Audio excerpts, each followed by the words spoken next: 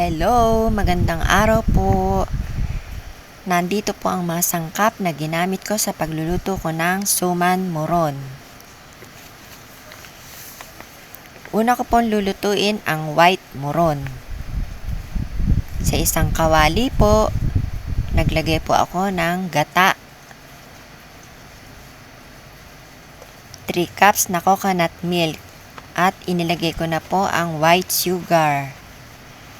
Gumamit po ako dito ng 2 cup white sugar at nilagyan ko po ng konting asin para mag-balance ang lasa. Tutunawin ko lang po ito at ayan po, inilagay ko na po ang rice flour. 4 cups po ang sukat nito. At hinaluan ko ng 1 cup na glutinous rice flour. Tiyaga-tiyaga lang po sa paghahalo at medyo matagal-tagal to. Bawal iwanan at baka masunog, kaya tiyaga-tiyaga sa paghahalo hanggang sa matuyo. Ayan, ganyan po. Tiyaga-tiyaga lang sa paghahalo hanggang sa matuyo ang gata.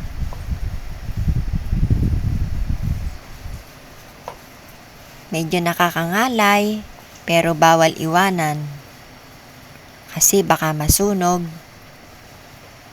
Ayan, medyo natutuyo na po. Katulad nito. Halu-haluin pa po natin hanggang sa matuyo. Ayan, ganyan po. Okay na po to at pwede nang hanguin. Hanguin na natin at itabi muna. At isusunod na po natin ang pagluluto ng chocolate moron.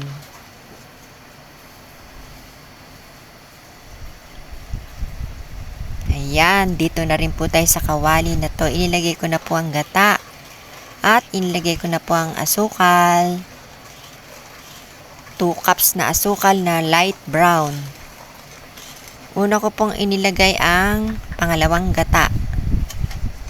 Ayan, nang matunaw na po ang asukal ay inilagay ko na po ang Ricoa. 1 pack po ang ginamit ko dito. Chocolate Ricoa. Asa sa inyo po kung gagamit kayo ng mas mamahalin na chocolate. Pero ako po ito lang ang kaya ko. Masarap naman po.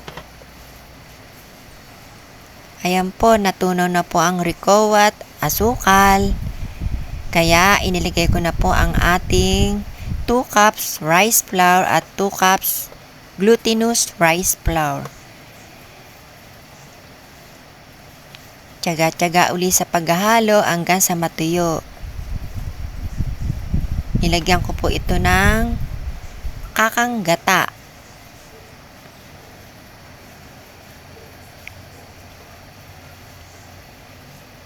Ang una ko pong inilagay dito ay ang pangalawang gata. Ayan, natuyo na po at ilalagay ko na po ang 1/4 kilo na peanut na dinurog-durog ko na. Ibinusa ko po muna ang peanut tsaka ko dinurog-durog. Masarap po kasi pag merong mani. Haluin lang po nating mabuti para mahalo ang mga peanut na dinurog-durog. Ayan, ganyan po.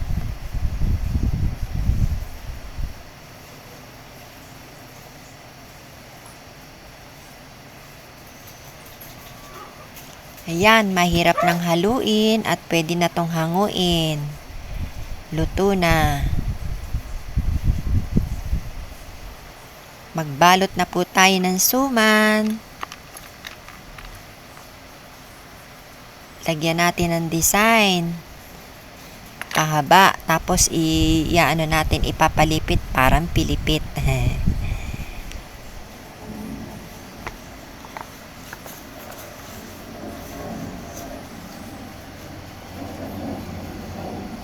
Ayan, ganyan po. Matrabaho nga lang po pero masarap naman po.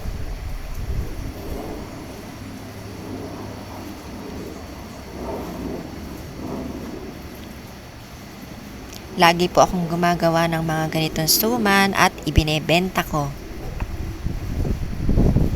Ayan. Ayan po, ganyan po ang itsura. Steam na natin ng 1 hour.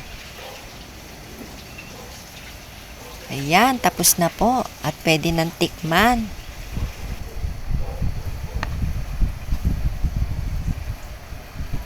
Maraming salamat po sa